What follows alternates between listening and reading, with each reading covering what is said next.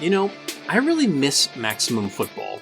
Not because it was a particularly good game or anything, it was still very unpolished and very much a work in progress, but I miss Maximum Football because comparing and contrasting it against its direct indie competitor, Axis Football, was always an easy topic for video essays each year. Now, with Axis Football being the only game in its market niche for the past 2 years, it's been a bit harder for me to come up with discussion topics that aren't just a review, and I'm really hesitant to try comparing Axis Football directly to Madden because the games occupy such different markets. Last year, I decided to look forward with a series of wishlist videos for Axis Football in 2022 and beyond. One list for gameplay, one wish list for franchise, and another about bugs and other miscellaneous topics. So this year, I thought I'd start out by reviewing the items that Axis Football 2023, which was released in the fall of 2022, checked off of my wish lists. And there are several of them in this year alone. I'm not going to take sole credit for these features being in the game, but I do make an effort to pitch all of my ideas directly to the developers on their Discord server. I've had several bug fixes and features implemented as a direct result of my suggestions in the past. This year alone, I posted about several bugs and minor nitpicks that were addressed in patches within a week of me posting about them. So it's entirely possible that my wish lists did influence the scope of new features for Axis 2023, and that they may continue to influence the scope of new features for years to come. The point of that isn't to be self-congratulatory. Rather, it is to demonstrate how responsive Axis Games is to player feedback. If there are things that you want to see changed or added to the game, or bugs that you want fixed, go to the Axis Discord server and share your feedback. You don't even have to be a YouTube content creator like me. They will listen to you on the server as well. If your idea is presented in a constructive manner, it has the support of other players, and the Axis developers like the ideas, they will implement them. This is what separates indie studios like Axis from the big publishers like EA. Axis listens to feedback. True, the game is still nowhere near as polished as a AAA product like Madden, and it isn't going to be that polished anytime soon. But we can complain for years or decades to EA about legacy gameplay issues, lack of franchise upgrades, poor support for 15-minute quarter-length matches, and so forth. And we have complained, and they won't and do not do a damn thing about it unless it starts to affect sales. But Axis will fix these things and will respond almost immediately to bugs and other small issues. All that being said, if you do enjoy these critique videos and you want me to make more of them, then I hope you'll consider supporting me on Patreon. If you do contribute, first of all, I offer my sincere thanks for your support, and also be sure to take the entry survey, which will be linked in the description, so that you can tell me what content you like the best, so that I can focus on making more of the content that my patrons most enjoy. So here is a list of my own personal wish list items, which I made last year, and which were implemented in Axis Football 2023.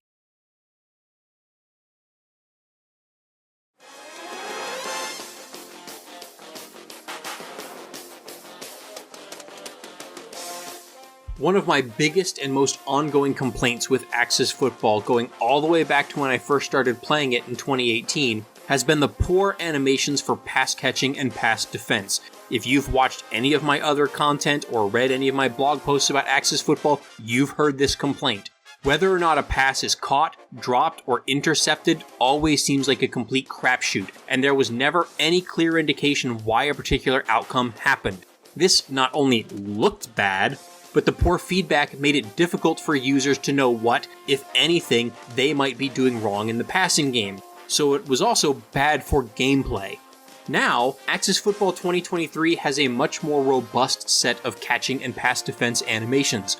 It's much more clear now why a particular pass is caught, dropped, swatted, or intercepted, because there are appropriate animations for all of those scenarios.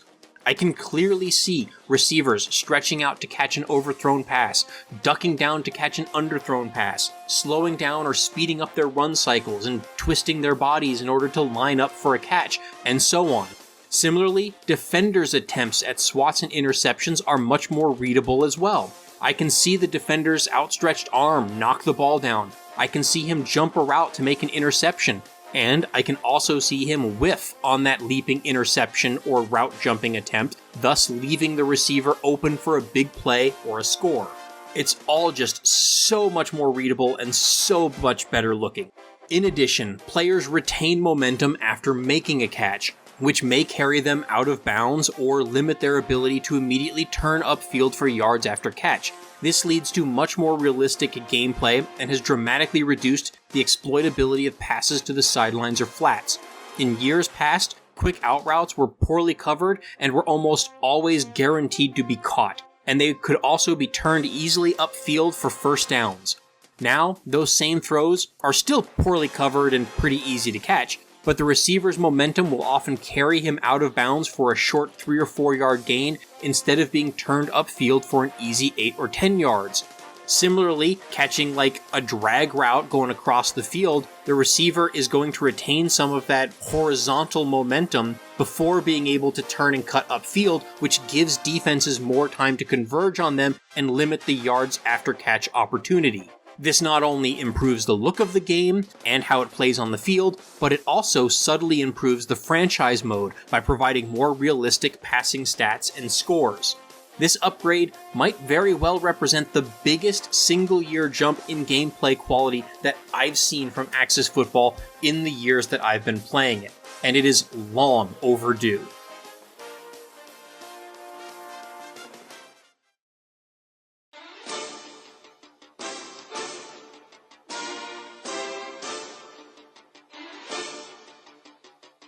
My wish list also asked for new power running moves and user controls. I'll give Axis half credit for this one. They did redo the tackling engine to provide more realistic tackle and break tackle animations. This includes new animations for runners stiff-arming tacklers, shoulder trucking them, or just plain running through arm tackles. This helps to visually separate power runners from smaller, more agile runners that rely more on jukes and spins to avoid tackles. However, the downside is that none of these new break tackle animations are user-driven. There is still no stiff arm button or shoulder truck button that the user can press to try to trigger these moves. They are triggered based entirely on a roll of the dice and on the runner and tackler's respective attribute ratings.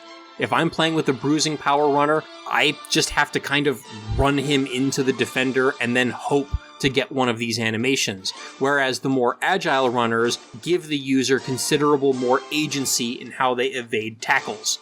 I also give partial points here because the actual implementation of the new tackling is kind of hit or miss and creates some new problems.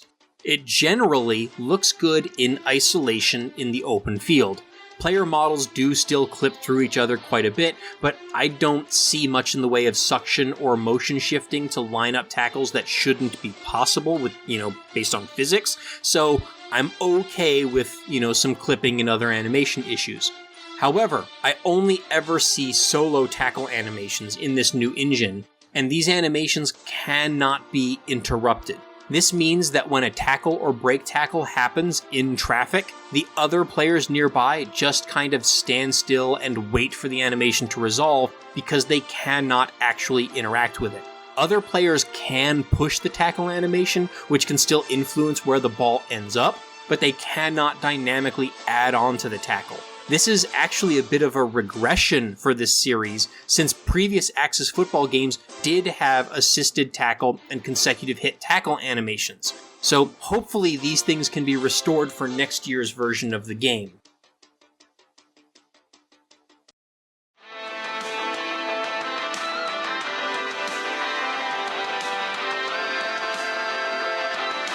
Perhaps the most interesting and potentially even innovative new mechanic in Axis Football 2023 is the new pre-play player-in-motion system. And this is also an area where they kind of make up for the half credit for the previous topic because they went above and beyond here. Maximum Football, for example, allowed a player to be put in motion before the snap, but it was baked into the play design so that only a single player could go in motion, and he could only motion to one specific position. Bigger budget football games like Madden and NFL 2K offer a little more versatility by allowing the user to select which player to send in motion and also sometimes which direction to motion him into. But all of these pale in comparison to what Axis 2023 offers, as Axis will allow the user to select any eligible player and motion him to virtually any legal position on the field. This opens up a lot of strategic possibilities for creating coverage mismatches on passing plays and also for creating better positioning and leverage for run blockers. The offense can adjust where the motion player ends up in response to the specific defensive formation. Against a 4-3 defense, I might motion a slot receiver running a quick out into a tighter split to help him get better separation against the slower linebacker covering him. If I'm trying to run an outside pitch against a nickel or dime defense, I can motion my tight end into a wider split to give him a better angle on sealing that wider DB. If I'm running off tackle, I can also widen my tight end split in order to try to widen the outside linebacker and create a larger running hole, and so on and so on. Admittedly, the CPU is not particularly adept at recognizing or adjusting to certain pre-play motions and adjustments, and these can be exploited to create easy mismatches. For example, motioning a wideout across the field into a slot position can reliably be used to force the defense to cover that receiver with a linebacker, since the corner won't follow the receiver across the field. This can lead to speed mismatches, and if the defense doesn't have safeties deep to keep a lid on the receiver, this can be an easy touchdown from almost anywhere on the field. So I definitely like to see CPU defenses get a little smarter about recognizing mismatches and either using an audible or a hot route to adjust to it, or to just call a timeout to pick a better play. There are also some other limitations to the system, such as the inability to motion a tight end into a fullback or wing position. Motion also cannot be used to create jet sweeps or pop passes or shovel passes or any other similar plays that rely on the player in motion being given the ball in full stride. So there's some room for improvement still.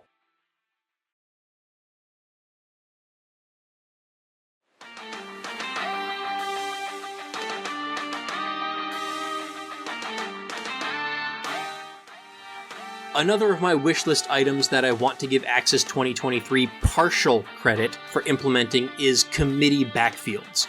Axis 2023 did not add specialized passing down or short yardage backs like what we see in Madden, but they did add a new auto substitution feature which automatically subs fatigued players out. This does not create situation-specific substitutions, which is really what I wanted, but it does mean that at the very least, CPU teams will split their carries between multiple backs unless their starting back has like really high stamina or, you set the auto sub feature so that it never actually gets triggered. This impacts franchise team building by ensuring that reserve players at many positions get occasional snaps. This influences team building by providing greater incentive to build a team that has more depth.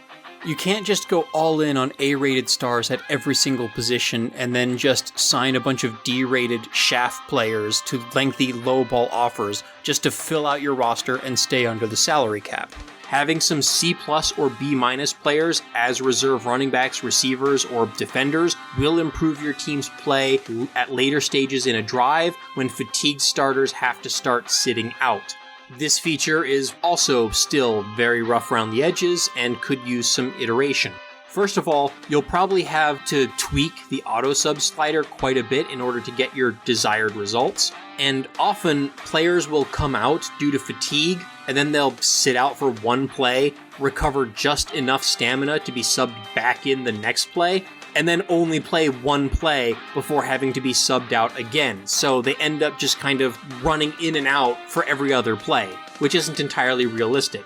It would be nice to see a separate threshold for when to sub players back into the game so that a fatigued player will sit out several plays to recover stamina. I'd also like to see auto sub thresholds divided up between each position group. QBs and offensive linemen, for example, generally do not get subbed out unless they are actually injured and need to be subbed. running backs, wide receivers, and defensive linemen are rotated in and out on a pretty regular basis in most modern teams at both the college and professional levels. I'd like to see that disparity better represented in future Axis football releases, or maybe even get patched into this year's game, if that's possible, Axis. And then, of course, I would still like to see actual situational packages that include things like specialized short yardage backs, pass catching backs, possession receivers, speed packages, and pass rushing packages with linebackers as edge rushers, and so forth and so forth.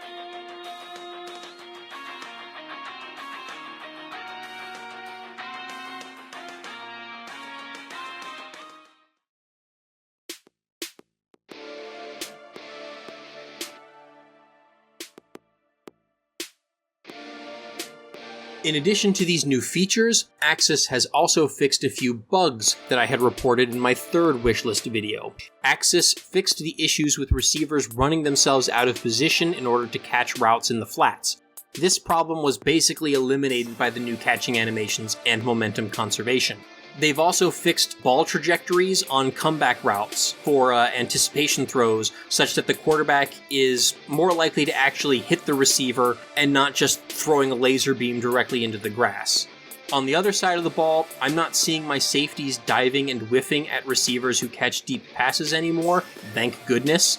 This has dramatically reduced the frequency of bogus deep CPU touchdowns and has helped rein in CPU passing yards. Axis also fixed the missing handoff animations for runs out of the pistol formations. These running plays are no longer broken, and CPU teams that run a pistol playbook will have much more competitive running games because they won't always be immediately tackled in the backfield for a loss. And lastly, CPU clock management has been improved quite a bit.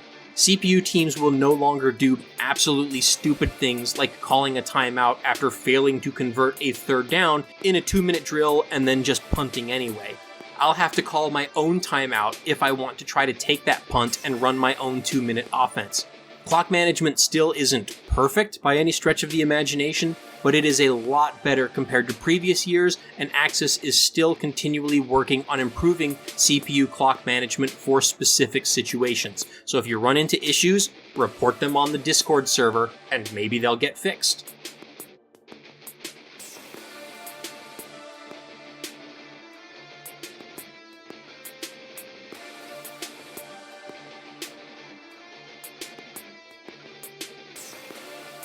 Axis Football 2023 represents a pretty substantial jump in gameplay quality compared to Axis Football 2021. Remember, they changed their numbering schemes between years so that there ended up not being an Axis Football 2022, and 2023 is actually the direct successor to 2021, so there's just 1 year in between those instead of 2 years. But there's still plenty of items that are left on my wish list for future games. For one thing, Axis 23 focused exclusively on gameplay upgrades and neglected franchise. Other than the indirect collateral effects of some gameplay changes influencing franchise stats or strategies, franchise in 2023 is exactly the same as it was in 2021. I hope that next year sees at least a few franchise upgrades, such as improvements to how the practice squad works, the addition of an actual injured reserve, some kind of preseason or training camp, and maybe some additional members of the coaching staff, such as a team doctor, a strength and conditioning coach, and an opponent scout to go along with the college scouts. And yes, I'm still going to get up on my soapbox and ask that the game allows women to appear as coaches, scouts, and as players.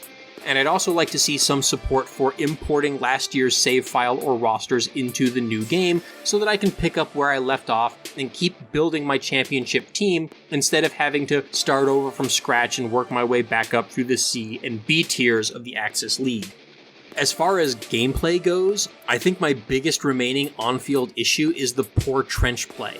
Blocking and break block animations could also use a complete overhaul on the level of what Axis did for catching and pass defense this year. I'd like to see more readable blocks, more realistic run blocking schemes, and better pocket formation on passing plays, as well as maybe the option to slide protection one way or the other in order to counter blitzes.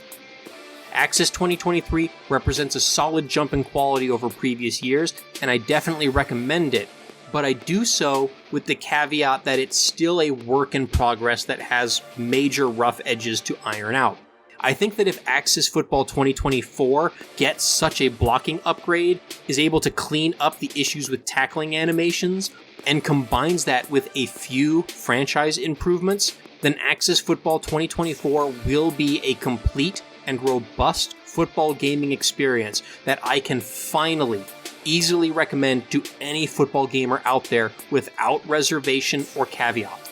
And given what I saw this year, I think that those three things are entirely achievable by this team in the next year, even though they are still a very small team. I'll be looking forward to Axis Football 2024, and I hope you will too. Thanks for watching.